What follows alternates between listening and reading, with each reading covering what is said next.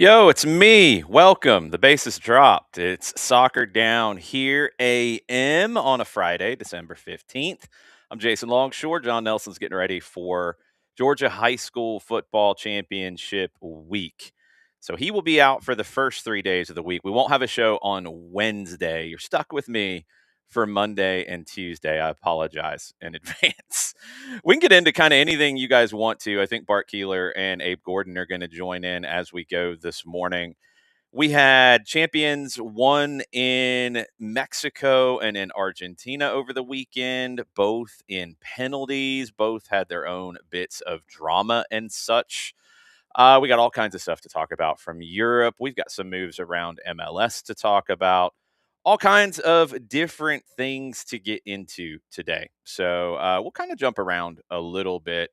If you haven't checked out the morning espresso from this morning, talked a lot about what happened in Mexico and Argentina, and we'll get into that as we go, but also what's going on in Europe. And I want to talk just a little bit off the top about the idea of managers getting support from their clubs and just the situation that we have with managers right now. So we've got Xabi Alonso, who got a win against Alaves. It wasn't necessarily pretty. He got a big hug from Vinicius Jr. That was cool. Abby, I'm in a new place in my place. It's still my apartment, but it is kind of reconfigured a little bit. So I'm working on it. Some different art on the walls. I like that red soccer ball back there that I can point at now there. And that's from 94 World Cup stuff. That was a very cool find. So lots of different things on the walls. So there you go. But I want to talk about kind of managers and getting supported and all that. So Xabi Alonso gets the win. Vinicius Jr. gives him a big hug. That feels like a big deal with all the issues that have been going on around Madrid. They've got Copa del Rey this week. We'll talk about that as we go. Enzo Maresca, I thought was really one. It was premeditated. He didn't randomly say that he didn't feel support over the previous 48 hours before their win over Everton. That was planned. And it's crazy that he's not getting the support considering he won a European trophy. Yeah, it was a Conference League, but it's still a European trophy last season. And he won the freaking Club World Cup over PSG, which nobody saw coming. And they're very good. He should be getting supported. He should feel that support. Is he not? Because if he's not, then it's same old Chelsea, isn't it?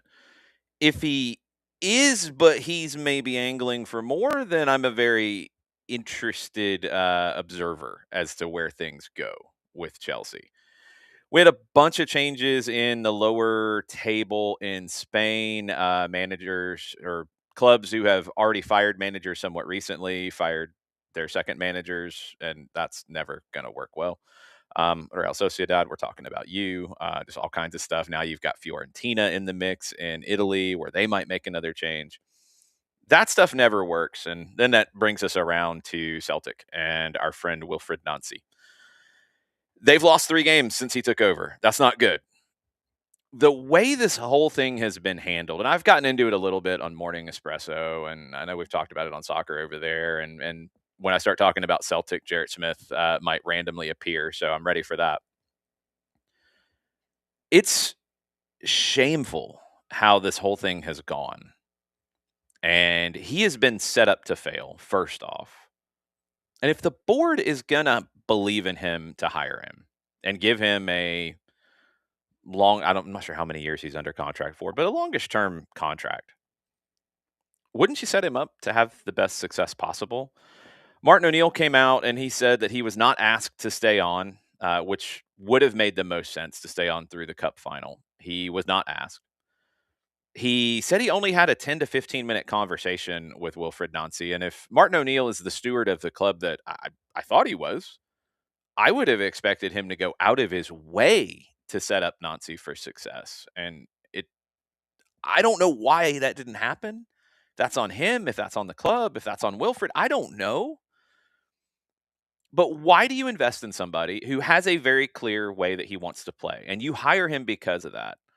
And then when you don't get immediate results, you're not doing the things to support him publicly because the pundits are running wild in Scotland. And look, you got a bunch of people who are saying some very ill-informed, dumb things. There's just no other way to put it. I'm sorry. I'd like to use a different word. There's not one. When people are saying that he is tactically naive, no, you're wrong. You haven't paid attention to his career. You don't want to give Major League Soccer any credit. It's foolishness to say something like that. You are telling on yourself when you say things like that. When he was hired, I want to know what he was told. I want to know, was he told to go in and build, and we'll take the short-term hits if we have to take them?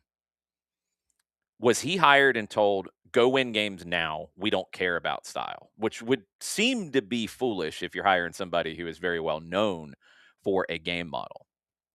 So I don't know. Yeah, no, I know, Abby. I mentioned Celtic. Usually that's like the bat signal when it comes to Jarrett.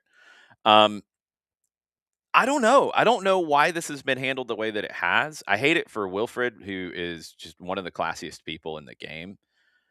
I believe in the soccer that we've seen from him in Montreal and in Columbus, and I believe that he can elevate Celtic's style of play, which is style, practically non-existent. He's going to have to get some better players to do it. And if there's anything that should be the story coming out of this, it should be the difference. And this is where you have to take a step back from yelling and wanting to take shots and wanting to get some hot clicks. The story that comes out of this, in my opinion, is the fact that now you have a manager who is asking his team to think and to play. Like, actually play and keep the ball and actually think about what they're doing. And they're not showing that they're capable of that for 90 minutes. And it tells you a lot about the quality of players. And it tells you a lot about the previous recruitment. And it tells you a lot about the previous managers. Brendan Rodgers, who looks like now is headed to Saudi Arabia, feels like he was checked out on this a while back. And he made this situation worse than it should have been as well. He has to take some blame in this. And going to Al Qadsiya, probably not the best sign of what his ambitions are to actually, I don't know, be at high levels in the game anymore. He'll get paid well. So good, full credit to him on that. Agent's going to get a nice check.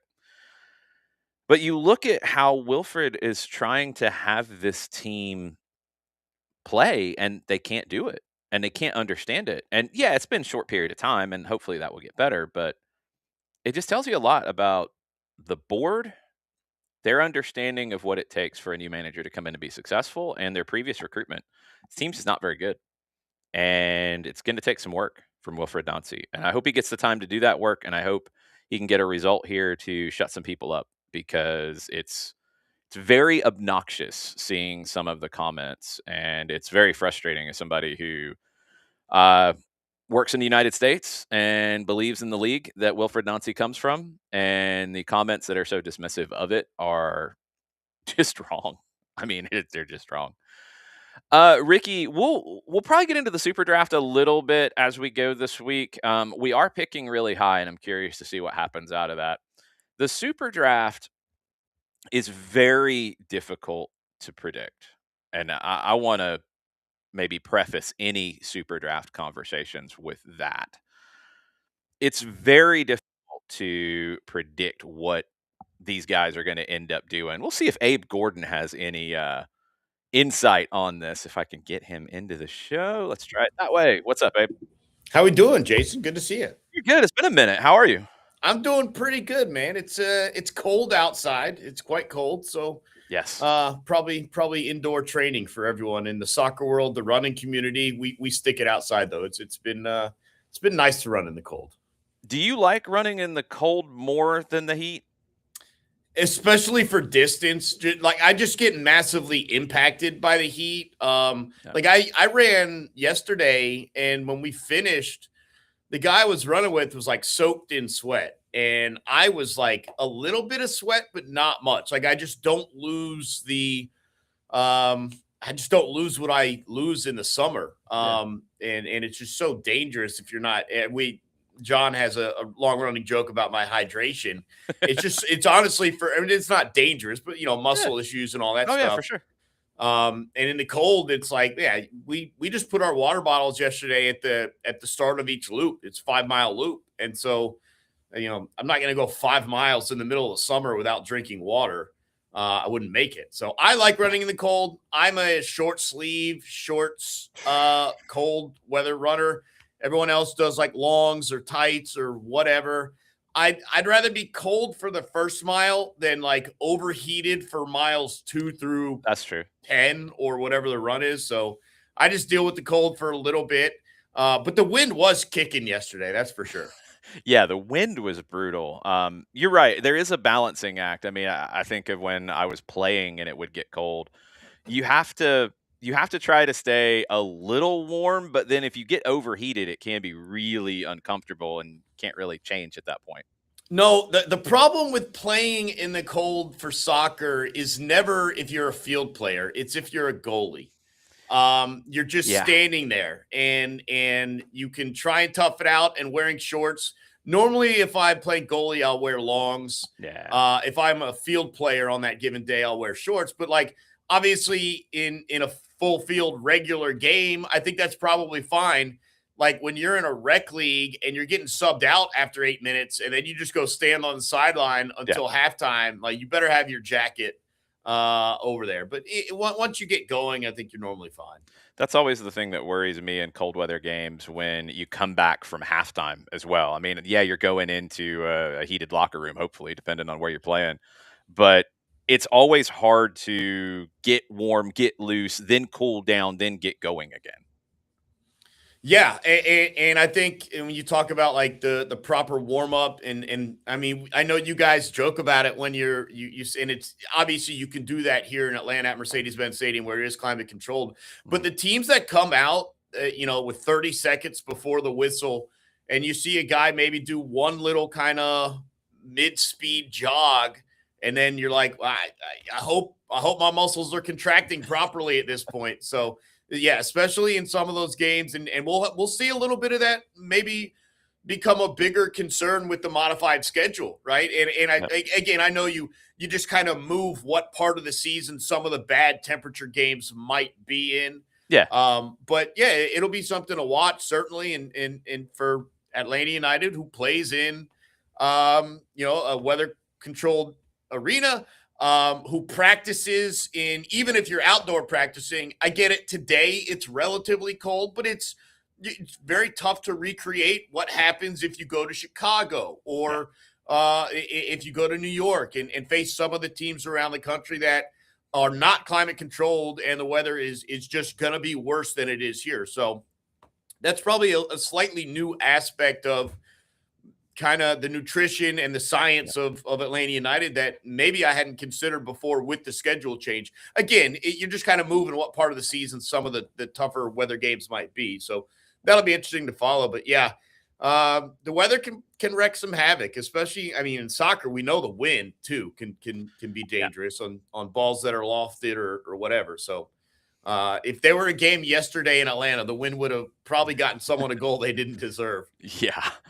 Michael's reading my mind in terms of where I wanted to go next. So I want to get into some World Cup stuff with you because I haven't caught up with you about World Cup at all yet. And they came out with the news, or I don't know if it's actually FIFA has said this yet or if it's still in the reporting stage. It all kind of runs together a little bit after a while. But the hydration breaks, they are going to do hydration breaks in the middle of each half, which I've always thought it was stupid to do it at the 30-minute mark of each half. Just do it in the middle. So they're going to do it in the middle. FIFA Pro, the Worldwide Players Association, had pushed for actually having two shorter hydration breaks as opposed to 1 3-minute hydration break. And we'll get these in Atlanta as well. This will be tournament wide. Kind of where do you fall on that? I mean, and you come from a different perspective from, understanding the hydration when it comes to running. Is one longer break in the middle of a longer period of exertion, is that good? Should it be too shorter? Kind of how do you feel on that? Well, I mean, I don't know what FIFA believes the goal of a hydration break is. Is it to Good bring question. your internal core body temperature down, or is it to just be what it says it is, which is just to allow players who are maybe on the far side of the field, can't come over in a free kick situation to grab a quick bottle is it to allow them to hydrate through? And so I think the question is really, what is the goal of hydration break? It shouldn't take long to chug down however much water or electrolytes or a salt tablet.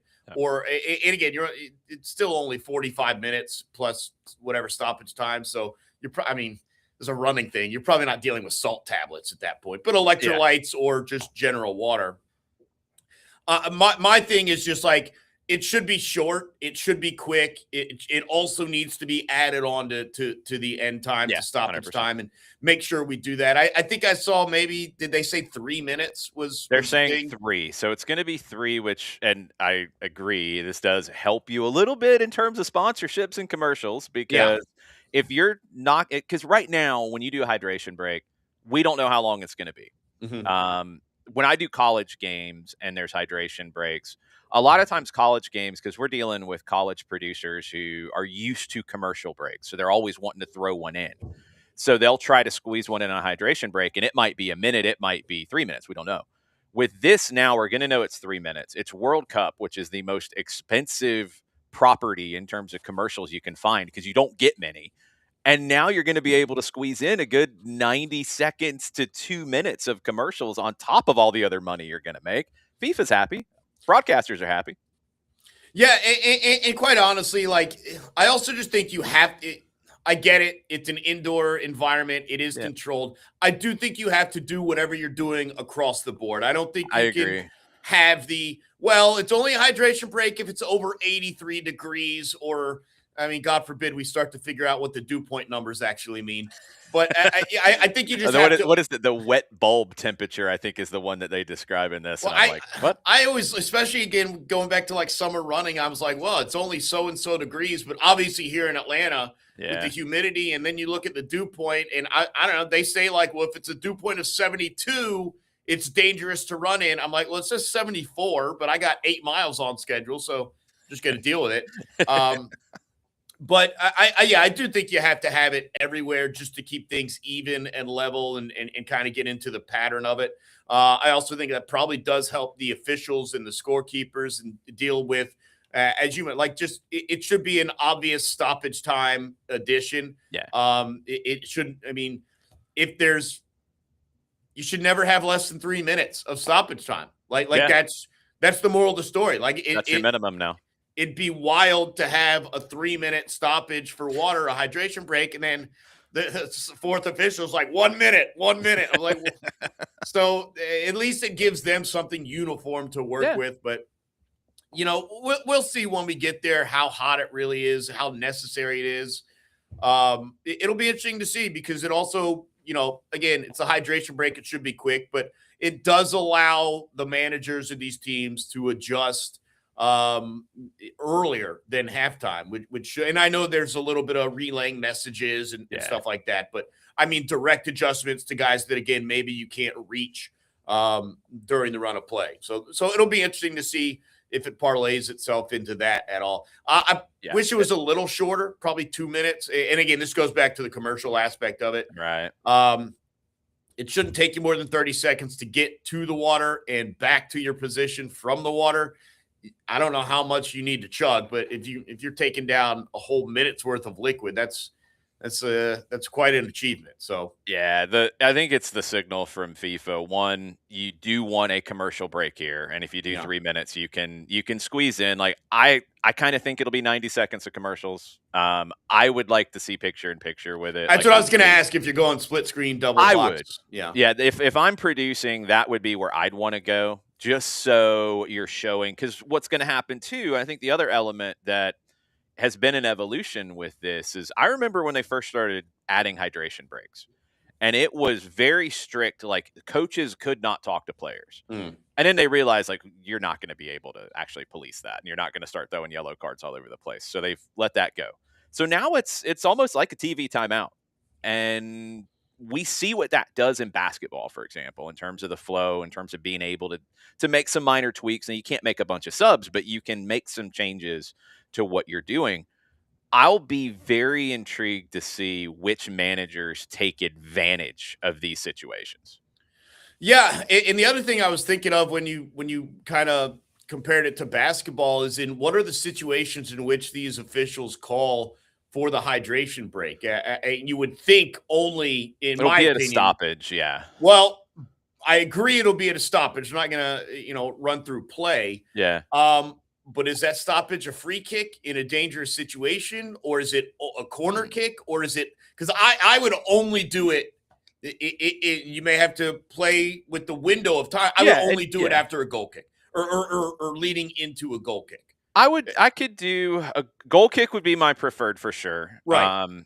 I mean, when I'm doing college games, for example, going back to that, like I'm always like, all right, if we have some element that we have to include in something, let's do it on a goal kick because that's where I've Yeah. got time to talk Yeah. about it. So a goal kick would be ideal. I think you could do it on a throw in that's not in the attacking third, and that'd be fine. A throw in the defensive third or in the middle third, especially. You could do. It's going to take a little bit of navigation from referees because there are free kicks where you could do it. Like if it's a foul and you're taking a free kick out of your defensive third, okay, you could do that. You could do the hydration break there. Yeah. If it is anything that could be scoring sent into the opportunity. box, anything that could be sent, because now you're drawing up plays, and this is where it goes back to basketball, the comparison you made. Now you're drawing up plays and you're running, quote, a set piece, and you have those anyways. I understand, but a chance to really diagnose what you want to do with it, it would be a tough advantage, I think, to be on the wrong end of that. So yeah, I'm kind of with you. Like if you're, would you call it if the goalkeeper has it in his hands but is not rushing to restart play? No. I would let that go. Okay. I would let it play out, and if they hold the ball in their hands for longer than 8 seconds, then you're going to the corner kick anyway. So that opens up the door. Call. But yeah, you think that's going to get called pretty tightly? I know there's been some instances here, but we've seen a handful. Like I've probably seen it called, I want to say 4 or 5 times in the various things that I've done. You watch a lot of soccer, though.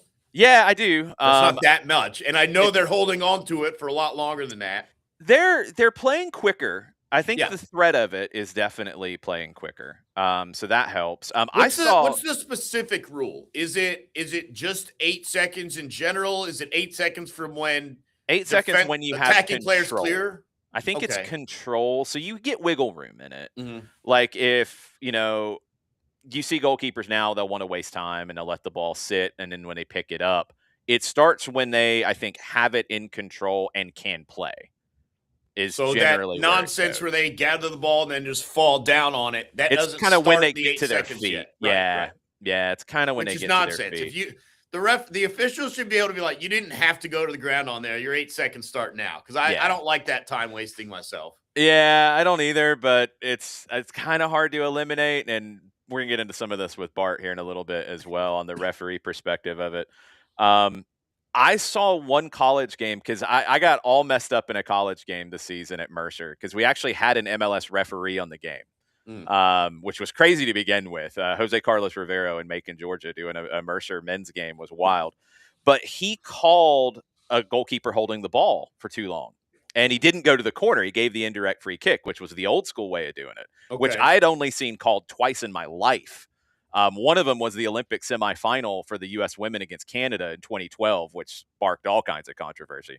But college hasn't changed the rule yet. So he actually called the 6-second rule on a goalkeeper and gave an indirect free kick inside the 18. And everybody's like, what is happening? And I'm on the call like, what's happening? And had to eventually get to where we figured that one out. I do think, as Bart says in the comments, that the countdown, just the fact that it exists and you're seeing referees use it with signals, that's helping speed up play. So I do think they got this one right in terms of the idea of where it's going. Let's go back to World Cup because we haven't talked about kind of your feelings on it. I'll give you a hypothesis, and I want to see how you feel on it, kind of keeping with our current theme. I think, and I put some of this back to what we saw in 2014 as well when the tournament was in Brazil. I think you're going to see positive surprises from teams in this hemisphere, and you're going to see negative surprises in teams from Europe because of the heat and the conditions. Interesting. Is that I guess the question I would now ask is that going to be venue dependent? Is It that something you could. don't see in Atlanta or Dallas, but maybe you do see in some of the outdoor environments? It could, and that's a good point. I'd have to go back through each of the groups and see if some of the European teams maybe get a little bit lucky. But I think back to 2014 where you didn't have indoor venues and Chile was really good in that tournament, Mhm. and they're typically not. Um, Colombia made a great run in that tournament, and they're typically not there. I could see Colombia actually making a run in this one. I could see them winning their group. I've got that picked over Portugal. I think Ecuador is a team to watch in this tournament. I think Germany should be a little worried about what Ecuador can bring. I think it's going to be a situation, Mexico playing in Mexico. You know, if Mexico wins their group, which I think they're capable of, I don't think it's a slam dunk, but I think they're capable of because they haven't been good lately. Yeah. But you're going to get the boost of playing at home. You're going to get the boost of playing at altitude in some cases. And in Mexico City, some of the poor air quality that they'll be used to a little bit where other teams won't. Mexico, if they win their group, and then they get through round of 32, which if they win their group, they should. That should be a manageable match for them. You're looking at a round of 16 where they would host England at the Estadio Azteca, which would be Mm. absolute insanity. And a Yeah. game that they would feel like, hey, we might be able to pull the surprise here.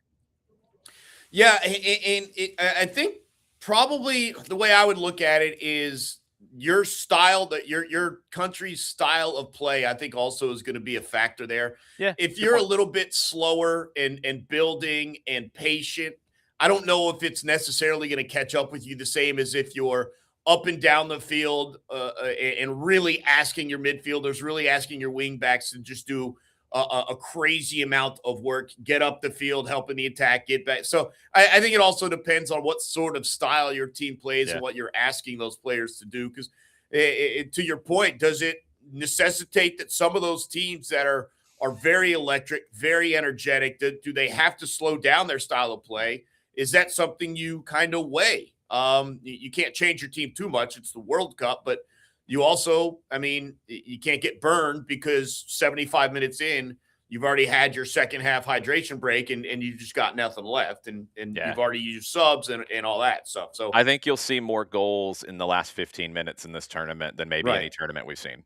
Yeah. And that'll be something that, again, you have to weigh. Is Yeah. this something where you tell your team, maybe it's in the first 20 minutes of the second half coming out to take it a little slower? Maybe it's the opening 30 minutes to take it a little Mhm. slower. Then you put the foot on. I don't know exactly what the right mixture of, let's have some reserves here versus let's be our normal all out self. So it'll be interesting to see.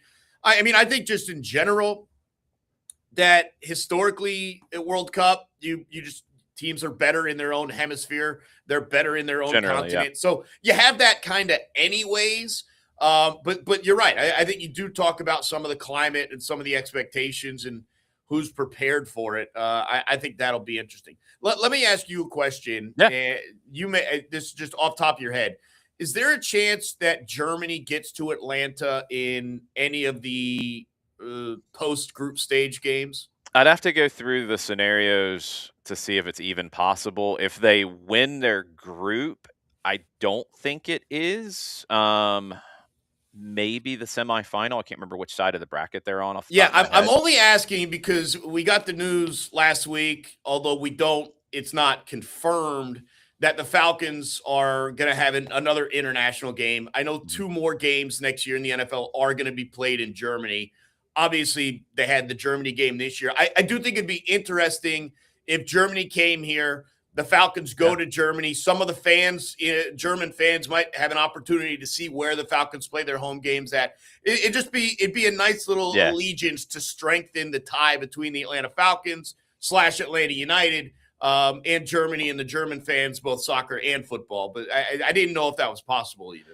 Yeah, I'd have to go through to see. I know if the group winners that would be here, if they win out, you'd have a semifinal of Argentina England, Yeah. which would be insanity. You'd have a round of 16 where it'd be Argentina, I think, against a second place team from one of two groups. And then round of 32 is England if they win their group against, I believe, a third place team from who knows where. Yeah. So it would take some weirdness for Germany to end up here, but those are the kind of stories that are cool about this tournament. I mean, South Africa coming here, and there's a lot of historical ties between Atlanta and South Africa, so that's a cool one. Getting Spain, who I think is the favorite for 2 games, is an awesome way to start it.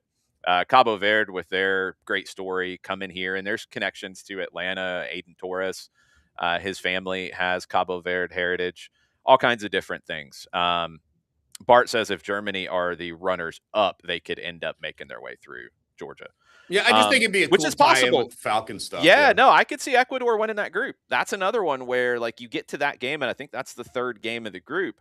Germany likes to play high tempo, and I don't think they're going to be able to do that against Ecuador in game 3, and Ecuador could take the group, and then things get weird. Yeah, I'm not even getting into 3rd place, Bart, because that's way too complicated to see who goes where. Let me ask you about the U.S. and just the group that they're in, and now that you've had some time to kind of think about it and marinate on it, what do you think about the U.S. draw?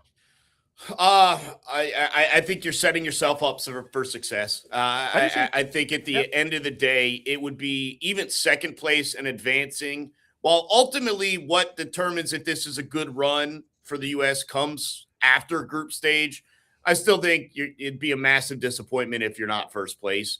It's just so winnable. It Yeah. really is. There's no reason, unless it's some sort of weird unexpected draw, then it comes into goal differential on your 3rd match, stuff like that. But um, it's about as good a draw as you can get, depending on is it Turkey or who comes out of that 3rd place Yeah. I would expect play in. Turkey. But I'm right, and expecting it to be Turkey. yeah, and anything outside of them, I think, is even more Yeah. beneficial. And 100%. that, the one thing I've never liked, and I understand why, is if you have a team, and this is not a U.S. thing, I think you're going to see it up and down these groups. The teams from Pot A or whatever who are supposed to win the group against the teams from Pot D, and it's just because of the tie-breaking scenarios, because of how many teams are advancing. I don't love the idea of having to pour it on against some of the lesser teams, but I think you're going to see that throughout this tournament. And I think we've become accustomed to that. I know the U.S. women's team took out, what was it, Thailand 13-0. Mm-hmm. I don't know if it'll get to 13-0 in some of these games, but I think you're going to see some of those sorts of performances. I think it scuffs the golden boot situation at times. And so it'll be interesting to see if the U.S. is able to pour it on, if they have to pour it on against whoever comes out of that playoff. Yeah, I think you get to another point, which is kind of interesting here, because the U.S. group, to me, I'm with you. It's a group that they should feel like they can win, but they don't really have an easy game in it either. It's a group that has a lot of parity, but the U.S. is the favorite, and I would agree with the feels the like a lot of makers. 2-0 or 2-1 wins. Feels like relatively a lot of tight competitive, games, yeah. which might make the 3rd place team coming out of that group difficult. Because if it comes down to a goal difference situation, I don't think there's going to be big games in this group, whereas other groups, you'll have that. So I've kind of gone through it and played. Honestly, if the U.S. needs a tiebreaker to get into a 3rd place position, I don't even want to advance. All right. Just kick me out at that point. I disagree with that, because you go back to what happened in 2002, where they needed help to get in, they got in, and they got Mexico in the knockout round. And it's the only knockout game we've ever won. For me, success for the U.S. is winning a knockout game. Right. Like I think if you get to the round of 16, it is a successful tournament. If you get past 2 knockout games, it is the best tournament that we've ever seen for the U.S. Literally, because they've only won 1 knockout game in their history. Maybe I'm harsh, and part of that's because of the format. I think winning 1 knockout game is like the baseline expectation. Yeah. Winning a second would be successful. I'd put it I'd skew it a little bit differently. But I think we're basically on the same page, because the other thing too is you never know exactly how the bracket will fall. I mean, let's say you win your group and everybody's happy, but then you get a 3rd place team that wasn't supposed to be a 3rd place team, like a Germany or somebody that falls into that. Then we have a different feel about it. If you come in second in your group, but then things fall for you, fortunately, and you get teams that you've beaten and you go in confidently and you win a couple games, I think we feel differently about it. But Yeah, I think the baseline for it to be a successful tournament is to win a knockout game and get to the round of 16. Because I think this is a team, and I believe they're 16 in the FIFA rankings. I keep calling them a top 20 team, which is about where they are, which would put you to round of 16 being your minimum. That's where you should be. And I think this group is one where you can get there because if you win the group, you should get a knockout game that you can win. How do you feel about how the schedule fell in terms of Paraguay first and then Australia versus it being, either the playoff winner or Australia first?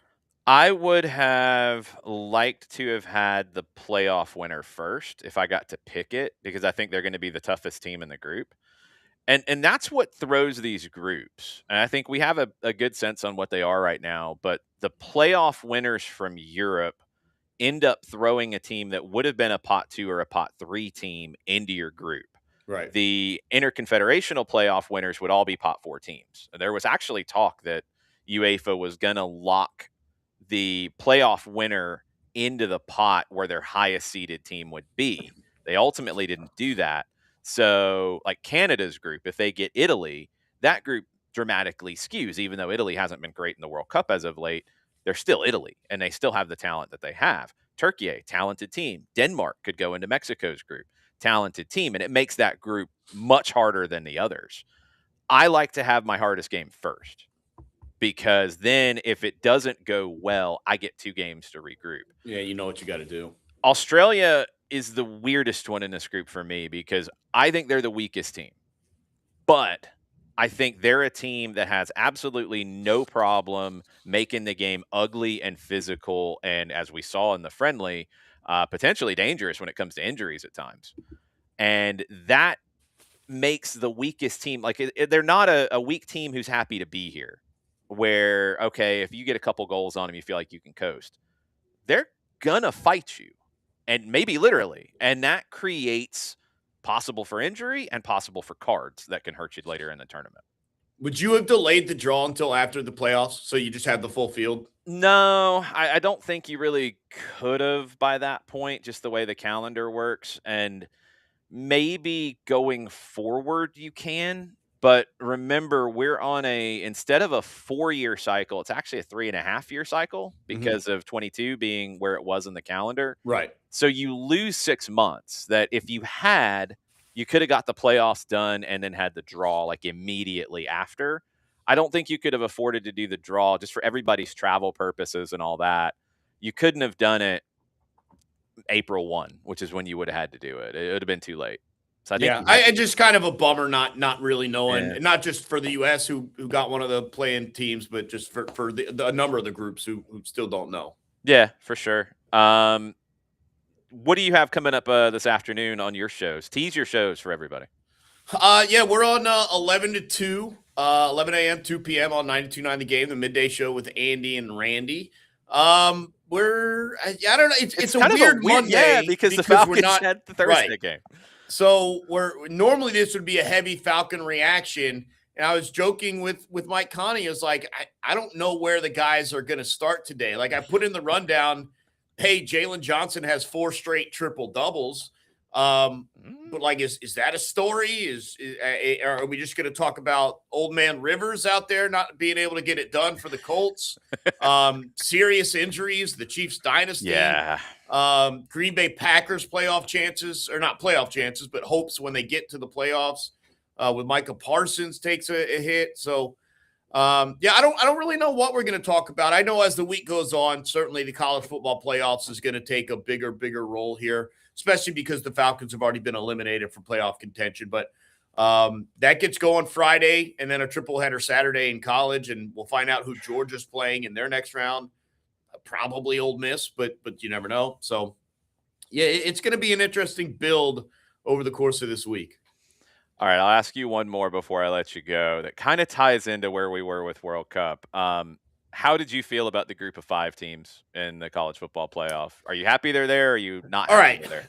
Yeah, so I'm happy at least one of them are there. And they're going to modify the format and probably make sure that the second team never gets in. This is an ACC problem. This isn't the group of 5 problem. Yep. The ACC butchered it. They screwed it up. They're tie-breaking scenarios and the fact that Virginia couldn't get it done, whatever. Here's my thing. Unless you're just going to split college football entirely, every team needs to at least believe that they can start their season with a chance to play for a championship. Yeah, I agree. If there's just no group of fives involved and there's really no real path to them getting in, because they're never going to get in as an at-large. Like the committee just would never have that happen. Right. So unless you're going to split and they play for their own little thing and the big boys do their thing, I think every team in the country needs to at least have the idea that they can play their way in and be given a chance. If you start your season knowing you can never play for a championship, then what is it all for? Mhm. So I do like the group of five bid. Even if you go to 16 with more auto bids and whatever, I still think the group of five needs to be included. Agree. They every school needs to start the year with the belief that if they take care of their business, they can play for a championship. And so I think that's important. Yeah, I love it. That's pretty much where my head's at too. And they'll go to 16, and Oh yeah. God, I don't know if they'll go past that. They probably will at some point. I don't know what it turns into, but you have to have a group of five in the Yeah. round of 16 for me. I think that just makes sense. All right, well, we're gonna be catching up again here soon because we got lots of Atlanta United coming. We're about less than a month away from preseason starting. The rumors are kicking in South America. Not a whole lot of major rumors. A couple have started to bubble up a little bit, but we'll see how all this comes together, and then we'll be back at it on the radio here pretty soon. Yeah, I'm looking forward to it. Just need to make sure we delay the media match until after my marathon because I don't want to take any knocks if we're doing the media match early this year. Well, maybe you'll have to stay in goal for that, and I might. not take any knocks unless Jarrett Smith shows up and runs into you or something. Yeah, he's sliding 2-footed. There's no doubt about that. He's prone to that. Thanks, man. Appreciate it. Thanks for jumping in. You got it, Jason. Have a good rest of the show. You too. That's Abe Gordon. He'll have a big show coming up on 92.9 The Game with Andy and Randy coming up in about an hour 15. I'm totally with him on the group of five thing, and that's actually pretty funny because it kind of goes back to, we talk on this show a lot over the years about all the crazy formats we've seen, and I know in MLS we get into playoff formats, and we just went through a playoff format in Argentina, and we always have the playoffs in Mexico that I think we're used to. I love competitions where everybody goes into the season feeling like they can win. I don't enjoy competitions in leagues that don't have that drama. I find myself, without sitting here as, okay, I'm going to turn on a game, I find myself like gravitating to leagues that are more open. Now, look, in leagues that don't have salary caps, there's going to be a resource situation, like La Liga, for example. And their spending caps are absurd. And it's why Madrid and Barcelona will always be the two, with Atleti being the third chasing. Although Atleti, with the money that they've brought in now from a sale, and they're going to go battery style entertainment district around the Metropolitano, they could change their revenue situation, and then they could get up into this conversation. La Liga caps how much you can spend based on how much you bring in. So what it does is cements teams in certain spots. But even there's at least a few teams that are competing, and then you get a good second tier of teams that push these top teams. I enjoy it. I've talked about how I don't generally get into the Bundesliga, although Bayern did get drawn with Mainz over the weekend and needed a late goal from Harry Kane to rescue a point against a terrible Mainz team. So you get those slip ups, but Bayern's going to win almost 95% of the time. One title that they did not win in a long time. I don't enjoy the competition as much because of that. I think the Premier League has gotten more interesting to me now, as it feels a little more wide open than maybe it was a few years ago. It felt like there you had the big four, then you had the big six, and now that's kind of splintered into big top half, kind of, sort of. I don't know. I've enjoyed it, but I enjoy the playoffs that I just had a chance to watch a lot of in Mexico and Argentina. I enjoy those spots. I enjoy seeing these games that have a different feel to them. A playoff game is even more different than a cup game to me. Cup can be fun. Cup tournaments are fun. when you get down to the wire, they can be very entertaining in the one-offs. A playoff where your season's on the line is something extra. And I'm really excited about seeing it. I want to see how MLS evolves their playoff format. We could get into that all night. I want to come back to Celtic because Alex Bassine had a question that I want to get into. A couple little bits of news that are bubbling up since Morning Espresso and since we started. Fabrizio Romano is reporting that Thiago Silva is going to leave Fluminense and try a new chapter ahead of the 2026 World Cup. Wants to go to Europe, according to Globo. He had a really good run at Fluminense, was very good in the Club World Cup as well for Fluminense. He's still got it at his age. I think he's going to be important in the World Cup. I want to see where he ends up. Does he end up at a Real Madrid? Because they need defensive help. Maybe they sign Sergio Ramos and Thiago Silva and just go completely old man center back. Be better than having no man center back, which is where they've been. Romano also reports that as he had quite a while back, Sergio Reguilon is going to Miami. The Spanish left back, that was reported back in October. He always wanted to go to Miami, was out of contract, and now he will be headed to Miami. According to Fabrizio Romano, deal is done. Brian Gutierrez is gone from Chicago now. He is at Chivas. I hate to see him leave the league. He's always been one of my favorites. Looks like he's going to join the Mexican national team program as well. I would have liked to have seen him stay in the league. I would have liked to have seen Chicago build around him a little bit more. I think they gave him more of a role this season. I always felt like he was just underutilized. Just a really talented player who there's too many people ahead of him with the U.S. national team. So if he jumps to Mexico, I understand that. But he's a player that I would keep an eye on for potentially coming back at some point. And yeah, Jordi Alba replacement is secured for Miami. Alex had brought up the topic about Wilfred Nancy and where things are. Had followed up on my bringing that up. He said, "Aren't fans right to be frustrated, assuming the board knew they didn't have the guys to play how Nancy wants to play?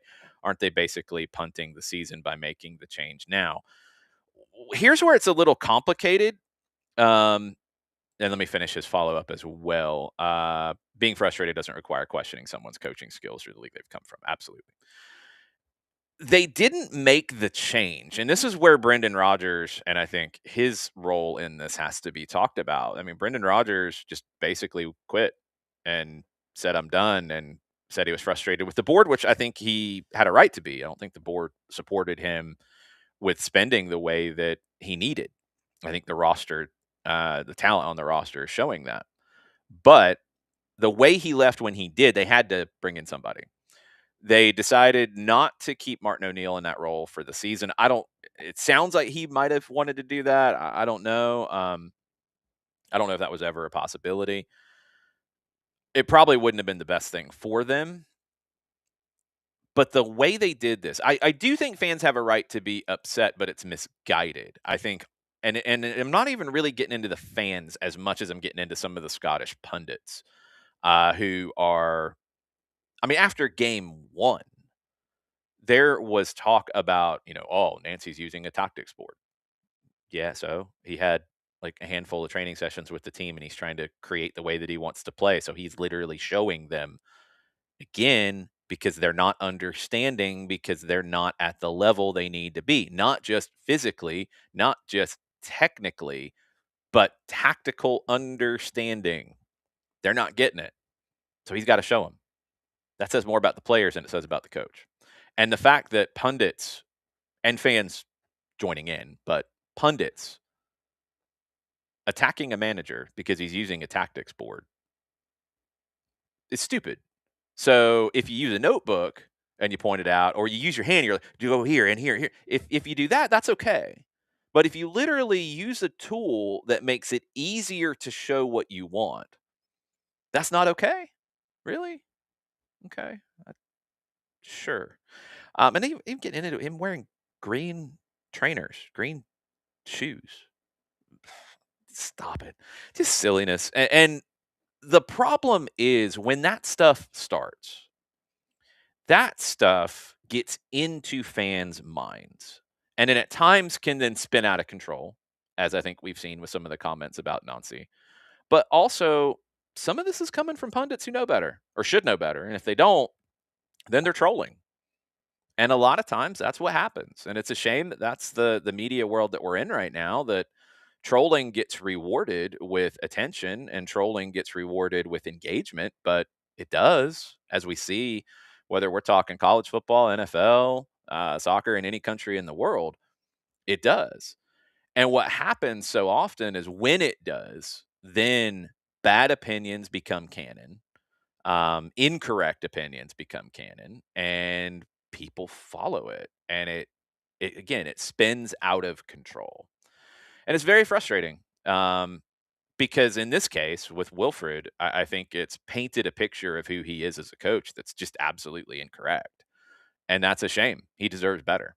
And the club, the board especially, should have put him into a situation that gave him a better chance for success. And that's my frustration with it, is by throwing him into a week that saw them play the league leaders, saw them play Roma, and then saw them in a League Cup final in a week. Why are you putting him in that week? Why don't you put him in the next week? Let Martin O'Neill stay one more week, do those 3 games, keep it simple. Nancy can get sorted in Glasgow, and he can figure it out. I mean, these are 2 professionals. They can figure out how they want to run training sessions. Nancy can take a step back and just observe until O'Neill is done. However you want to do it, that's fine.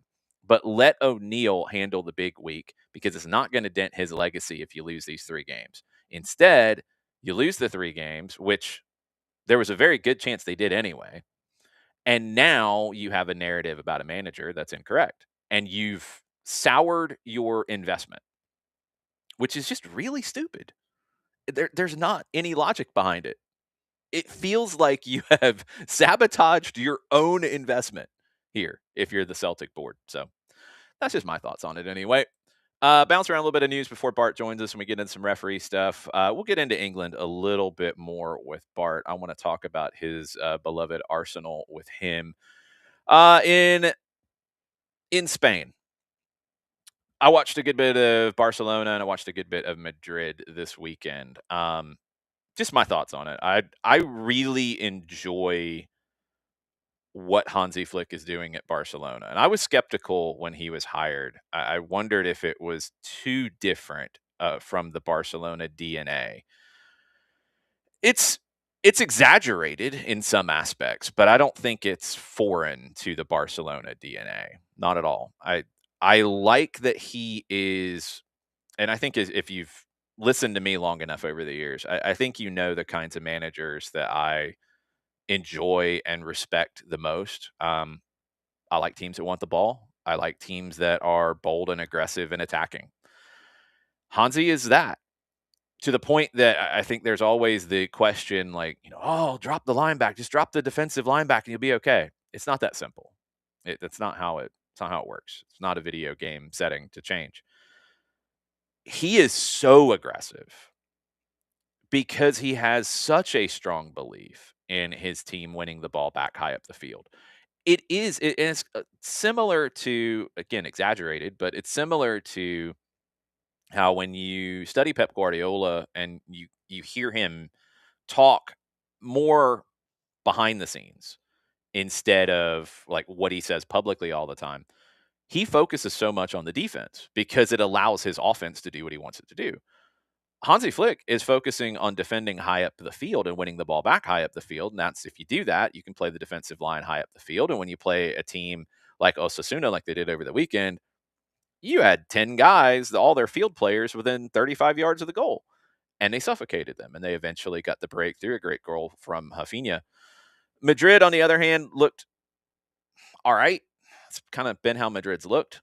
I think it's similar to Celtic in the sense that they don't necessarily have the players for the system, and it's showing.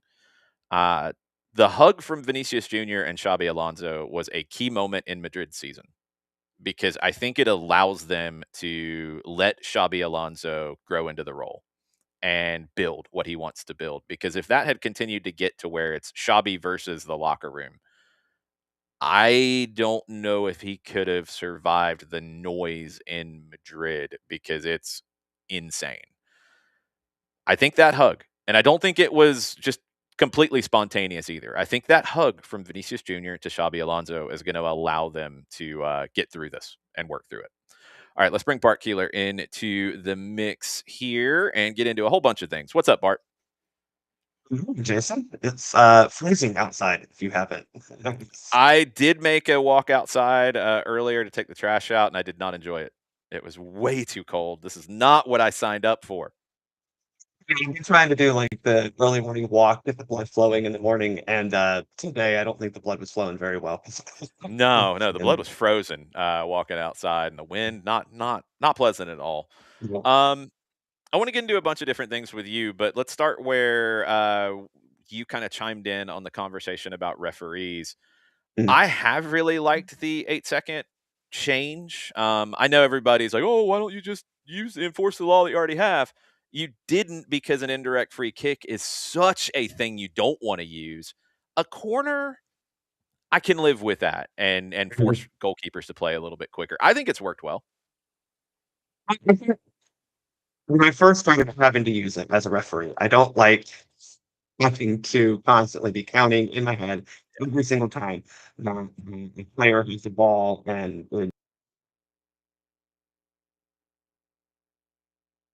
I think the referee association has attacked Bart. Bart, we're gonna try to get you back here in a second. Let's see if Bart's signal comes back as he is frozen. Oh, let's try again. IFAB might let Bart talk this time. Yes. it would result literally change internet providers, and clearly it hasn't. I know that feeling. So we were talking about goalkeepers keeping the ball for, I don't know, however long you thought it may have been under the 6 second rule. I think that is the Yeah. number one thing here. As a referee, I don't love running around counting every single time the goalkeeper stands up and says, okay, I can play the ball. That does get a little annoying. I feel like I'm doing the basketball. Every time they have to inbound, you're doing the one, two. That part as a referee is a little cumbersome, just to be frank. Okay. But it definitely makes sure we're all on the same page. There is no, well, how long did it take, or what's he gonna call it? I know you specifically mentioned the 2012 semifinal, USA Canada. Yeah. That was out of nowhere. I think, like, Canada, of all the things that they have actual that Canada's complained about over the decades of not being as good as us, that was the only one that actually they had a legitimate gripe about, because Mhm. I do feel like the referee said, "Hey, this is too long, you took 6 seconds." When I mean, yes, but also there was no warning, there was no indication that this is something that was all of a sudden gonna be implemented, and I think that was kind of the problem with the old rule, was the Agreed. inconsistency.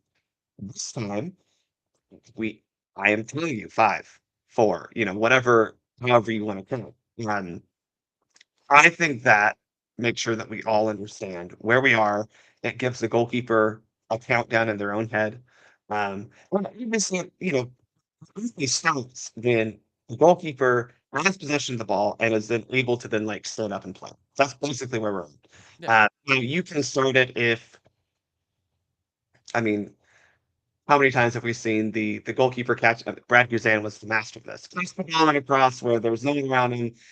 It comes down, falls to the Yep. ground. Now I gotta go. We can start it a little bit earlier there. We're not supposed to, but we're a little faster because we know what's going on. Yeah. But for the most part, we are all aware of what the standard is because I'm counting. I'm literally telling you, and that does help. And again, they can release the ball like many goalkeepers do. I know you referenced, especially on a ball that's not really challenged, you can kind of just let it. I'm not counting then. It's only when you have possession of the ball in your hands in a somewhat playable manner. And you've also, had times where players, opponents will kind of step in front of the goalkeeper, because they're being annoying little twats. And Yeah, I will pause for that because I understand, like, this is not like you're not able to play the ball if someone's standing in front of you, and I have to then address that. So it just makes things a lot more open and clear, right? Yeah. The exact opposite of what FIFA does on a standard basis. So we're actually trying to be open and honest about our dealings as opposed to whatever Gianni Infantino is doing. Speaking of that, there's some talk about a trial being allowed at the World Cup next summer when it comes to VAR, because it hasn't gone full through the IFAB Mhm. thing, but you can jump that if you want. And it seems like there's two things that are in play, and this hasn't been made official yet. One is second yellow cards being reviewable, and the other is corner kicks being checked to make sure it's a corner. Now, I'm going to put the corner kicks to the side because I think there's an element that we don't know yet in terms of the technology of the ball. Because the conversation is saying that you're not going to have delays because you can tell from the technology of the ball when the last touch was, and you can sync it up real quick. And if it doesn't slow down the game, that's fine. I don't have a problem with that. The second yellow cards on what turns into a red. How do you feel about that coming under the purview of video assistant referees? Love it because if we're not able to review the first yellow card, why does the second yellow card get I special thought you as the referee dispensation? would go there with it, yeah, Yeah, because I'm okay with it because it turns to a red, but I get what you're saying yeah. totally. And that's kind of the problem is, and I've said this many times on this show, when you've already got a yellow card and then you put yourself in a position that you could possibly get a second one, that seems like a you problem and not a Yeah, referee problem. true. And you do agree, like, I think this is where I would like to see a challenge system somewhat implemented. We saw this at the Youth World Cups this Yeah, year, where I would like for coaches to have one half, maybe. That would be what I would say, is you get one challenge a half to say, "No, actually, I do want VAR to take a look at this," or, "I do want the referee to" maybe at that point, it triggers an automatic, review on the monitor type thing, as opposed to VAR just going, "No, we're good." Because the VAR, obviously, their standards are different, right? Again, we've talked yeah, about this many times. They are saying, "Is this a clear and obvious error?" yeah, And that is the trigger to then tell the on-field referee to go take a look at it. So this would be, in my opinion, a way for coaches to say, "No, I do want you to actually take a look at this." I don't think it would slow the game down any more than it already is because we mhm, want to be able to look at these things. Um, but that would be kind of my thought process on a second yellow card. There's been plenty of times that we've seen a second yellow card given for a foul that wasn't really a yellow card foul. I think it's a valid right, criticism. right. But S if we're allowing the second yellow card to red card, because I think it is a match changing decision, it Yeah. technically is. But then why aren't we just reviewing all yellow cards? Yeah, and the timing aspect of it is probably the answer to why, but you get into this, and I think you've opened up a bigger Pandora's box that I like this conversation because we saw FIFA do something really different with the challenge system, and they've been talking through this a while. What have they called it? Like football video support or something. They've called it like Mm, VAR light. I've seen it called a bunch of yeah. different things where instead of having a dedicated video assistant referee, instead of having a VAR, instead of being in a box somewhere, it has been I think two challenges in the game is the way Mhm. that they've Yeah. structured it. And they did that in Youth World Cups in the second half of this year. So you don't have the same trigger that you do now, where you have a separate referee who says, "Hey, I want you to take a look at this," or "I'm recommending you to take a look at it," is the better language. You now have the coaches, and I believe it's the same purview, the same areas that can be reviewed.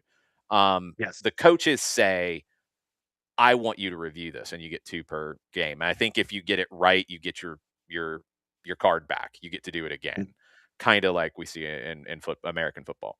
How have you felt about that in general? mhm. And would you like to see that replace video assistant Yeah. referees Ooh. now? So I don't know about replace. I will say that. I don't think a total replacement makes sense at the Okay. highest level. Okay. At the highest level. Mainly because I do think there is, as we see with American football and basketball and a lot of sports, where there are things that need to be reviewed. There are automatic Mhm. triggers, and I think every goal should be reviewed. Period. Because as your favorite quote, goals change games. Yeah, Um, they do. so, making sure that we're getting that correct. And that point, I do kind of understand of that needs to be something that VAR is appropriate. You need to have a video assistant referee. Now, do you need an AVAR and all these other people? I don't know, but I get it. That's a whole nother conversation about Mm, infrastructure. But I think having the VAR there to say, okay, let me check this goal, right? That's a lot of it is, and we see this in the Premier League a lot of times. Just looking to make sure they're onside or offside. And you need to have someone who's not on the field, who's literally in a little booth that can go punch in whatever they need to punch in and go, yeah, we're good. Or nope, he was offside. Um, can that be fully automated? Maybe, but someone's still got to do it. You know what I'm yeah, saying? Someone's still got to be there. And so why not have it be a certified official who knows the game and understands the laws of the game and how to apply them? yep, Um, I still do think that maybe at the lower levels, and I mean like literally like non-World Cup or Champions League, I could see this going in, especially in a lot of leagues.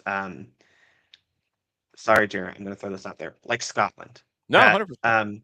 they don't have the manpower, just really sometimes to do this, Yep, or they don't have, the money to pay for a lot of these players. I mean, Scotland is a good league, but, like, that would save them money. I mean, there are tons of yeah. leagues across Europe that are not a Big 4 And that who. was kind of the idea with this setup was Yeah. it would be something that you could implement with any kind of situation. I look at it doing the college games that I do. Mm, I would much rather see this in college than what we see yes. currently, where it's just kind of an option to go I hate look at a review. the college review It's system. so inconsistent. Yeah, and If you that's what standardized. Yeah, this standardizes things and allows you to just look at whatever broadcast you have, whatever cameras you have Mhm. available. You can take a look and you can stick with your decision or not stick with your decision. 1 second before we come back to it, there is some breaking news. I'm not going to hit the Uh-oh. sounder. I don't think it's quite to that level. Michael Bradley, your new Red Bulls manager in New Jersey. Um, I love I that think for him, and I'm not even I trying do to be too.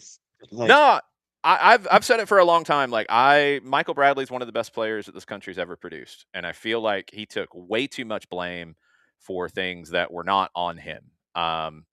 He's one guy in a team, and he became the punching bag. And look, it happens. I think it was unfair. I've said that a million times. I also, with all of that being said, I thought he would be a very good manager one day. He Mhm. just seemed like that kind of guy. Obviously, it's in the family. I'm excited to see what he does. I want to see how he puts his stamp on that Red Bull idea of playing because you think about Mm, it, like he didn't play in that, and him as a player, I could have seen him playing in that system, but I also think of him more as a ball playing guy that yeah. I'm really intrigued now from a game model to see what he does with the Red Bulls. Well, yeah, Jason, you bring up a good point. I think had he been born 5 years later or started playing really, I think you would have seen him in those systems because of Yeah, he could have. his For work sure. rate in the Yeah, midfield, good right? point. But despite what US soccer fans want to say, he is one of our best midfielders ever.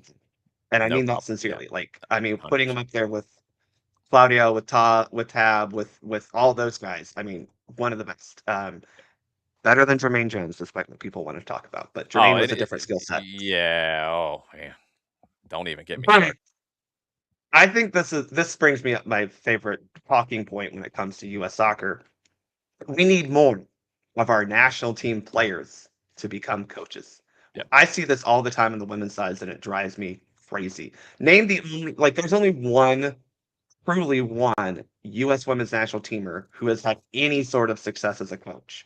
And it's uh, well, modern success. It's Amy Rodriguez, right? You had April Heinrichs take him to a silver medal in the Olympics, but She did really, Amy some. Rodriguez is the only one. Cindy Parlow Cone actually did some coaching and did all right. Yeah. Um, Linda Hamilton has Yep. coached in college and done well. Yeah, it hasn't really Violet been the Overbeck is route. still coaching in college, and it's just like Violet Overbeck is a multiple-time World Cup winner, but she's an assistant coach in college. Yeah. That's Oh, crazy to me. Cat Whitehill here in Atlanta with Emory. Right. I mean, so in the men's side especially, I mean, yes, we have Jim Curtin, who I think is Yeah. one of your better ones. Jesse Yeah. Marsh, obviously one of your better Mhm. ones. Um, but even then, it's like, I would argue that they're not known for being USMNTers. Let's just put it that way. Yeah. Your highest And profile US men's national team players that I can think of going into coaching, and Michael Bradley might be the highest profile that I think of right well, now when to I look the at a lot and of them, coaching in MLS. So, like, highest profile on they're both sides. Because John Harkes had a really good year with Cincinnati and then got mhm, kinda run out of town. Sounds like there was some politics going on. Then he went to Greenville and did very well, and now hasn't coached in a little bit. Eric which Winalda shocks was a me. Yeah, same. I keep waiting for Harkes to pop up somewhere, and he hasn't. Winalda coached here in Atlanta. He had success at various times, and it was always very difficult for him to navigate the TV work that he was doing and getting paid well for, and coaching. Mm, Like, he was always kind of stuck in between. Peter Vermes is one, and he is yeah, another one who I'm yeah. surprised hasn't picked up a spot yet. A little bit earlier era, but Michael Bradley is probably, since Peter Vermes, the highest profile US men's national team player to now be managing at the highest profile spot. Because even if you consider Greg Berhalter, who obviously highest profile coaching gig, they are not the same type of player. And part of No, that is position, Berhalter's but close, but yeah, he's not yeah, quite at that level from the playing side. yeah. Um, and that's just my always point is we need more of our Yeah. national teamers to get into coaching, and I mean high level coaching because it is again we don't have a single U.S. trying to go through the roster. We don't have a single U.S. women's national teamer coaching in NWSL right now that Amy Rodriguez is no longer, Mhm. at least at the head coach position. Yeah. Um, there were a couple of former, we had England and Canada in the league for a time. But it's a little crazy that we don't have, and even, in MLS where you have a lot more teams, you don't have Jim Curtin anymore. Chris Armas, Pablo Mastroeni, Yeah. uh, sure, Very but good national team yeah, players, but not the same profile as Michael yeah, Bradley.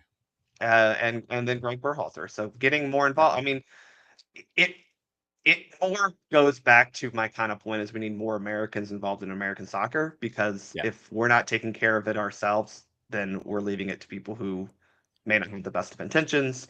And if your soccer people aren't involved, then you're leaving it to people who are only caring about the business side, and that's where we have youth clubs charging $3,000 a day to play soccer, basically.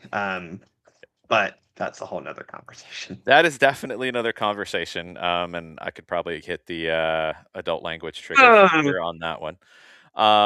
Yeah, it's interesting because I do wanna see more of these guys and women get involved, and it's not that they don't give back to the game in doing the media side of it, they do, and it's important, and I in those roles, I wanna see them even be more intentional about growing the game. I think at mm, times it becomes the punditry that I don't enjoy as much, that is more about clicks and engagement as opposed to education and growth. But I'd love to see some of these players get involved. mhm. It doesn't have to be at MLS and NWSL levels. It can be on the youth side. It can be in different ways, but growing the game at those levels and passing on what they've Mm. gotten and passing that on to the next generation. I can't. I mean, we had a. I mean, don't get me wrong. I love Gonzalo Segares as a former Chicago Fire fan, but Yeah. why is that not going to enter ex U.S. national team, former national team player There who should has be a a? player It's pushing for like that. that's my point Yeah. And I don't on think men's and it's women's side. Yeah, I don't think it's US Soccer saying we don't want to hire them. I think it's not enough pushing into those spots. And Yeah. look, I love that US Soccer is investing in coaching education on both sides, on the men's and the women's side in terms of prioritizing creating licensing courses for current professionals and getting them going. I love that. That's great. And hopefully it all starts to bear fruit down the road.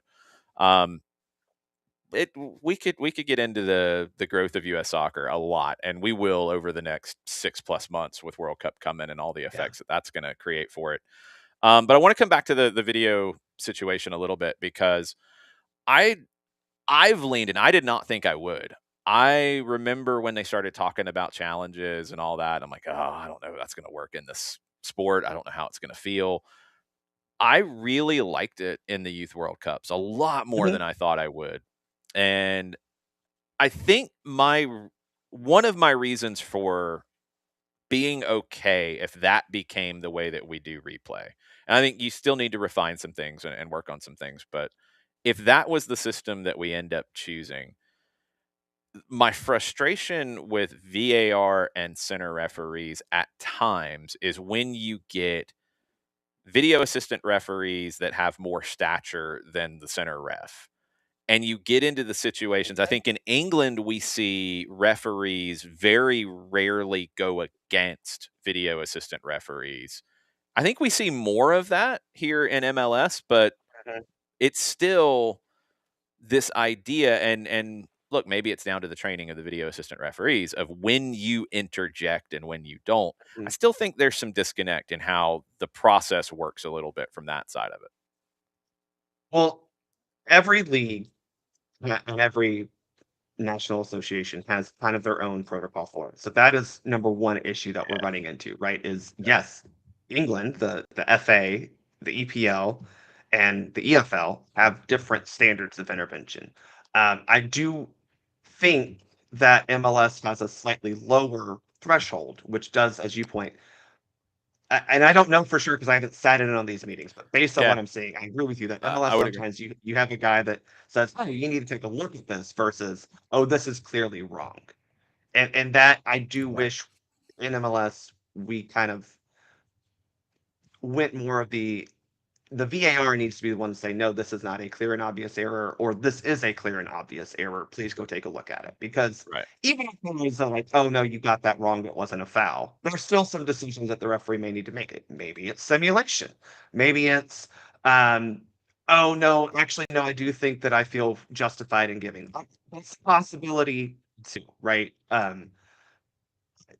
Oh gosh, the one that was this weekend in the Leeds Brentford game that annoyed the crap out of me because Oh, I the didn't see that. commentary is going, "Oh, it's a soft penalty," and I'm like, "It's still but a foul inside the penalty area. Well, then it's a penalty kick. Sorry, that's just Yeah. how this. I mean, I've given plenty of soft penalties because that I mean, I had one 2 weeks ago. Jason, there's a defender defending a player and an attacker like going outside the box, and we're talking like on the far side of the 18, Mm, and just kicks her in the ankle. And it's like, sorry, and I'm like, you have to. I You don't don't have a want choice. to for this.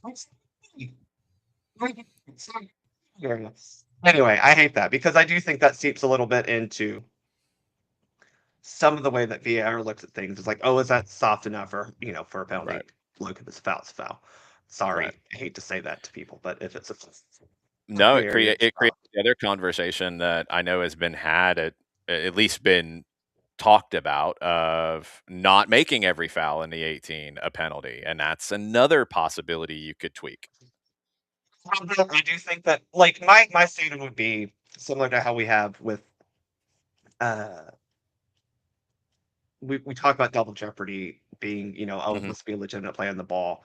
I would basically say like if it is a non-legitimate play on the ball, then it's a penalty kick. If it is, then we just do an indirect free kick, which is one, I think the most fun and chaos-inducing moments in the game, and I think we should have more of them.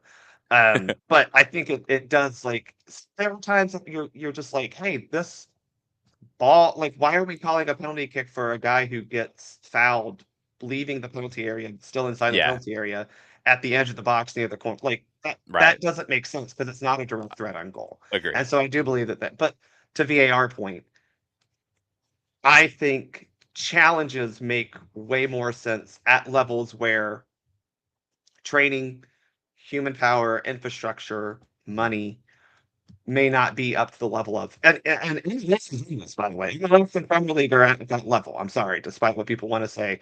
Like when it comes to the infrastructure, the money, we're similar. And broadcast That's what ties I'm into that too, like what you have available. If you have tons of different cameras, absolutely you can do the VAR system. Then you have to train the VARs as much Yeah. as possible. And so in a league like Scotland, where I think they just got cameras 10 years ago in the country, they Wow. Jared's not here, so I'm making all the shots I can at Scotland. Wow. That said, I was sad that Scotland won't be here in Atlanta because I would have loved to Same. hear Flower Scotland live at the World Cup. Anyway, Yep. there are plenty of countries out there where the money, the broadcast, the television, the cameras just aren't there. You're right. I mean, again, college game. They're different at every place you go to, and I think forcing VAR into those environments doesn't make sense, but allowing for a video review challenge does, because as we saw at the U20 World Cup, look, sometimes it's just, oh, they scored a goal, we're challenging it. But that's fine, because again, I think all goals should be reviewed because Yep. they're important match changing decisions.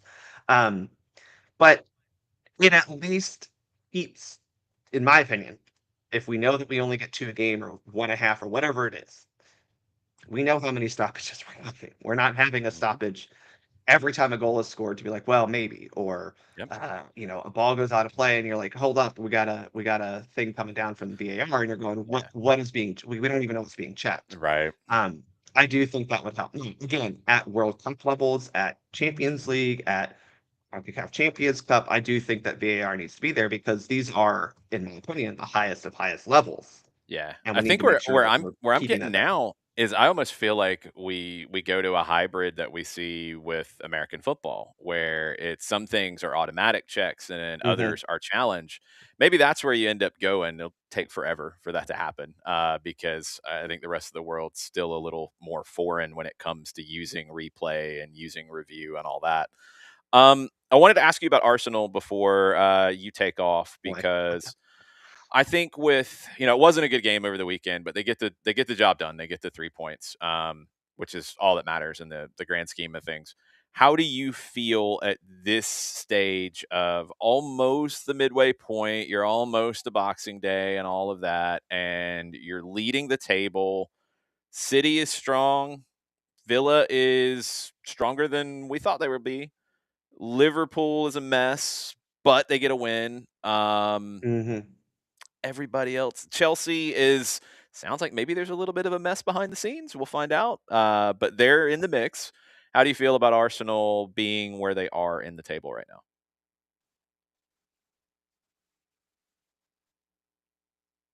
Well, it's always nerve-wracking, Jason, because unlike with City, there's not a feeling of expectation. Some of that is because Yeah. there are some things that City is able to do that makes them almost inevitable. I feel like that's the word that always comes up with Manchester City. Um, I do think that from just looking at the schedule, we have had most of our toughest games played already. We had away to Liverpool, away to Man United, away to Villa. Okay.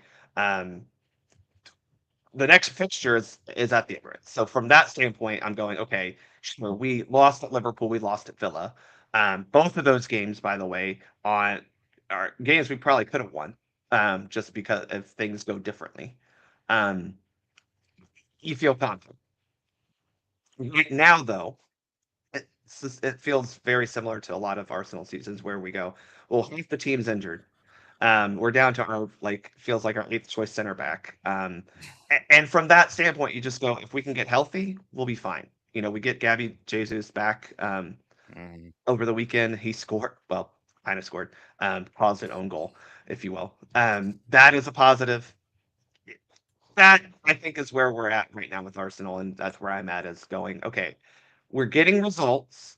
They may not always be great results, but for the most part, over the past couple weeks, we've gotten results while missing some key players. I mean, our two best center backs still haven't played in about a month, I feel like, together anyway. Mm. That is, despite what some people want to say, that matters a lot. And it matters a lot for the possession because you just are allowed to do things when you have two of your best players in the Yeah. back.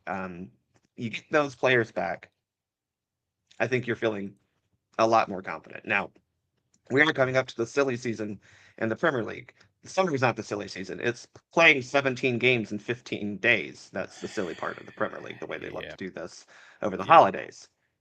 That's concerning with a slightly depleted squad. But I feel confident that the team is able to get results even when they're not at their best. And look, being set piece FC helps mitigate that. Now, Hmm. some of the players out help score off of set pieces, but I mean, first off, I've never understood why you'd be upset about scoring off a set piece, because I think a goal is a goal no matter how you get it. And sometimes set pieces are the best way to get a goal when things aren't fully clicking. I mean, I think that's been my biggest critique of Atlanta United over the past couple of years is, could y'all score off a set piece on occasion? Because that would Yeah. help a lot. That'd be nice. Especially when we lost after we lost Almada, where it was like, okay, this is not a guaranteed, actual chance on goal. Um, that helps. So if you can get back to that a little bit, where you are a constant threat off the set pieces or just causing havoc, get some of your players who are injured back. I will feel fine. Right now, I'm a little concerned, but again, it, that's just normal. Again, there's not this feeling of inevitability. There's always a feeling of angst, and will they bottle it, as they will say. And I think as you get players healthy, you get through the congested period. I mean, we still had Champions League matches and all this, and Hmm. we won both of those, top of the table in the Champions League. So I think people are rightly questioning Arsenal's resolve, but I think it comes down to a lot of players out with a lot of fixtures being in the period of time. As a neutral, I said after the win over Bayern, Mm, so not quite a month ago, I said Arsenal was the best team in Europe after that win. Um, I don't know if I would hammer down on that right now, but I'm also not saying that they're not. I think it has maybe become a little bit more in dispute, and some of it is just the fatigue. You got 12, if I did the math right, you got 12 games between now and January 31st, including Premier League, a Gummy Bear Cup quarterfinal, an FA Cup third round, and yeah. 2 Champions League games. Yeah, that's a lot. You got to It's a go lot. to A lot. Milan and play Inter. You got to host Liverpool. You got to host Manchester United. You host Kairat. You should be fine there. You got the I mean, quarterfinal in the League Cup against Crystal Palace, and then you go to that Portsmouth right in there FA is Cup. probably the hardest fixture we have looking ahead. I mean, honestly, Crystal Palace has had our number over the past few seasons, and that's Yeah. that's concerning. And then you got Oh, you got Villa at Villa home. too. That Sorry. is, You got yeah, Villa on Villa at December home 31st. and Liverpool at home. But again, as I Yeah. said, both of those on the road, one goal losses that felt like you probably could have won. I'm just saying. And I feel like you come back, you have those fixtures, the reverse fixtures at the Emirates. I feel more confident. Some of Yeah. that's something through it too. I mean, Liverpool is not the same Liverpool that when we played them in week 3. I feel like Right. they have spiraled. Um, Villa's also going to have to go through a lot of matches as well, so it's not like we're the only team who's going to have to deal with it. Right. It's going to be interesting. It's a more, as somebody who's not super Premier League focused, it's been a more interesting, Hmm. compelling season than I've seen in a little while. I feel like half the time over the past 2 decades, there's been a team by this point that's like, oh yeah, they're winning Yeah. between mostly City, but even with Chelsea or Liverpool, Mhm. it just has always felt like, yep, that there they are. And well, it comes down to money a lot of times, It does. which good for them. They can spend a lot of money. I'm not saying Arsenal hasn't, but it does feel, I'm with you, a lot more competitive. And that's makes it entertaining, which is nice. All right. Let people know what you have coming up on the Soccer for US podcast.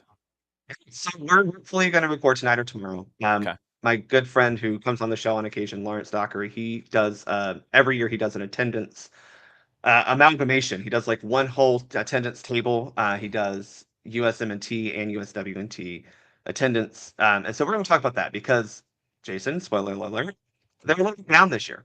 And we are going to talk about some of those factors. I will very much say I think one of those factors is Atlanta United not being great this year, driving down some MLS attendance because we actually had games this year that weren't sellouts. Yep. Also, going from Copa America to Gold Cup, and also understanding that there's a World Cup next year. Yeah, These I'm things not factor into it. concerned by it, but No, yes.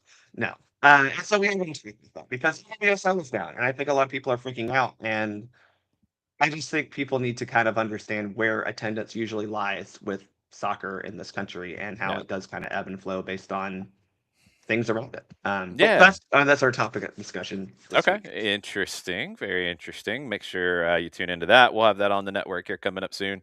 Bart, always good to catch up. We'll see you soon. Likewise, Jason, you'll have a wonderful Monday. We will try. We make no guarantees. Finish things up here on SDH AM. If you guys have anything you want to get into, drop it into the comments. I feel like there's a whole bunch of things that doors are open that we could pontificate on here for a few more minutes. No soccer over there tonight. Sorry, folks.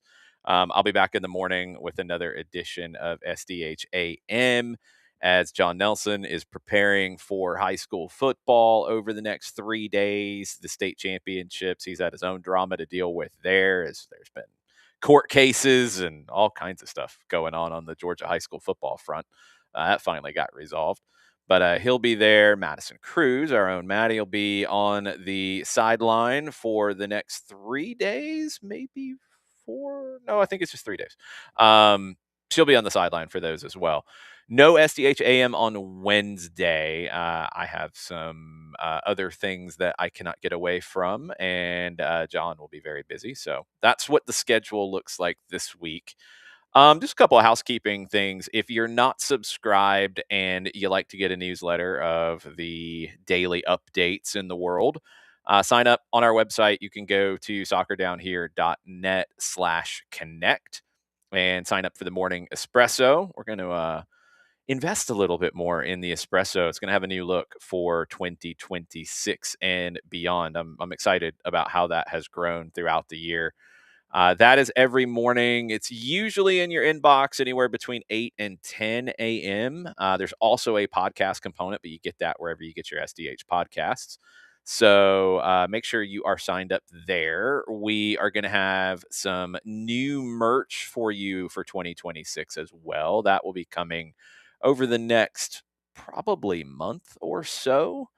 We're getting into our high school season coming up, starting in mid-February. We'll be a big part of the Creek Cup at Johns Creek and at Northview High School, calling all of those games. We got Atlanta United preseason getting started in about a month's time. All kinds of stuff coming up, and all the getting ready for a World Cup that is going to be just the craziest run between now and next summer, with the world coming to Atlanta and all the different things that are going to happen as part of that. So we're very busy on the planning side and trying to make all of this as good and thorough and informative and entertaining as we possibly can for you.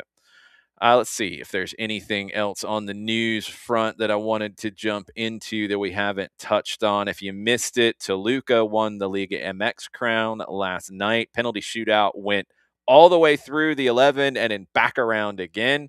Alexis Vega, who's been injured for most of the postseason, he was the hero for Toluca. In Argentina, you saw Estudiantes, who was the last team into the playoff. They got into all kinds of trouble for doing the reverse guard of honor and turning their back on Rosario Central. Their president, the legendary Juan Sebastian Veron, suspended. He was in the stands watching the game as Estudiantes won in penalties. They had a stoppage time equalizer, send that one to penalties. They ended up winning the shootout. We talked about Madrid and Xabi Alonso, and it feels like things are maybe starting to ease a little bit in that pressure. You're going to have a new team on top in France at Christmas, Lyon. Odson Edouard, former Celtic striker, he led Lyon to a 2-0 win over Nice. They have French Cup, Coupe de France coming up next weekend, and then Ligue 1 will start back up in early January. San Lorenzo, a team that has been linked with a possible move on the Atlanta United front, they are having a board meeting tomorrow at 11 a.m. Local time. Their president, Marcelo Moretti, he sent the email out to his colleagues. He did not say where the location is going to be, quote, in order to guarantee security measures. It's not good. The venue will be announced 24 hours in advance, so should be out here shortly. Attendees are asked to keep it strictly confidential. It will be in Buenos Aires somewhere. Now, the president of San Lorenzo, Marcelo Moretti, he has been accused of corruption. He's been accused of accepting bribes to include a youth player in the club's youth academy. He last made a public appearance at the training complex for the AFA, the Argentine Football Association, during the draws for the groups for the league for 2026. They split the number of teams into two groups. They had a draw for that. They did the Copa Argentina draw as well. He was there. Prior to that, he had been on leave, and there were incidents during his attempts to visit the club to watch the team. They had some political uncertainty that the courts ended up resolving. He's tried to meet with Chiqui Tapia, the head of the AFA, to normalize everything. You'll remember that he went to a meeting at the club's headquarters, and fans found out about it, and they protested outside, and the police had to basically extract Moretti from the building and get him into a car to get him out safely. An opposition member to the board, he found out about the board meeting, and he has disseminated the communication that is out there. You've got the highlights of the agenda, which are going to be about getting the board organized and potentially making some board members resign, which could get interesting. Um, it's very complicated, and you also have a issue with them being possibly bankrupt here very soon because they owe money to Adolfo Gaich, former player who went to Russia, if I remember correctly. It's a bad situation, and one of the rumors about Atlanta United trying to do business with them was basically like there's nobody in the office to do business with. That's not a good situation. So San Lorenzo needs to sell, but I don't know who's going to make the actual decision to sell. So there you go. We'll keep an eye on San Lorenzo and let you know how that goes. You've got the Intercontinental Cup for FIFA that's going to be on Wednesday in Qatar as Flamengo won another trophy over the weekend. They will play PSG. They beat Pyramids from Egypt 2-0. They had beaten Cruz Azul before that. So Flamengo trying to run the table here in the Intercontinental Cup. See if they can knock off PSG in the midweek. You had a couple of World Cup related updates that might have flown under the radar. Henk ten Cate has been named the new coach of Suriname, as Suriname and Jamaica both had their managers step down after not making it to automatic spots, but making it into the interconfederational playoff. It's going to be Henk ten Cate, the 71-year-old former manager of Ajax, has been an assistant at Barca and at Chelsea. He will take over for the interconfederational playoff and their match against Bolivia in Monterrey on March 26th. If they win that, they'll play Iraq on March 31st to go into Group I with France, Norway, and Senegal. Germany, they have set their schedule for pre-World Cup. They had to make a change. They were going to play Cote d'Ivoire. They're going to have to play Ghana instead because they're in the same group with the Ivory Coast. So not a big shock there. Ghana's coach is the German-born Otto Addo, who played for Ghana, won the Bundesliga with Borussia Dortmund. And it looks like Colombia, they want to train in Guadalajara as their base camp. They're going to play, I think, 2 of their games in Mexico in the group stage. They do not want to set up base camp in Mexico City because of the air quality. So they're looking at Guadalajara as their base camp. That has been reported by Sebastian Vargas of Caracol Radio. And Telemundo, they have already sold 90% of their inventory for Spanish language coverage of the World Cup. They report that they have seen double the spend from advertisers since the 2022 tournament in Qatar, different time of year, increased digital participation, diversified client base, they say, greater sponsorship activations. They are 90% sold out already for World Cup. So the numbers are very, very big on where this stuff is going to go for next summer. That's all your latest updates. Today's actually, what do we have today? I think it's somewhat quiet day on the international front. We got Manchester United and Bournemouth at 3 o'clock. We've got Roma and Como in Serie A at 2:45. That's an intriguing one. I might have two screens going for that. You got games in Portugal. You got Rangers playing in Scotland at 2:45. You got the Championship with Sheffield Wednesday and Derby. Then you start to get into the lower divisions. You've got the Arab Cup knockout stages going on. AFCON will get started here in about a week's time. So all kinds of stuff happening. But yeah, you get to catch your breath a little bit this week on the soccer front. We'll get into the League Cup in England tomorrow with Cardiff hosting Chelsea. Well, that'll do it for this edition of SDH AM. I'll be back with you tomorrow. Again, no soccer over there tonight. That will not be live at 8 o'clock. Going to take the weekend off there. I'll be back next week when John can join back in.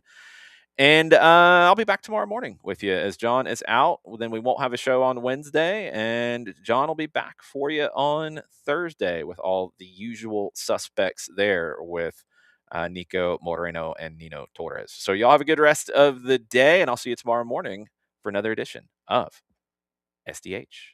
Mucha plata, y'all.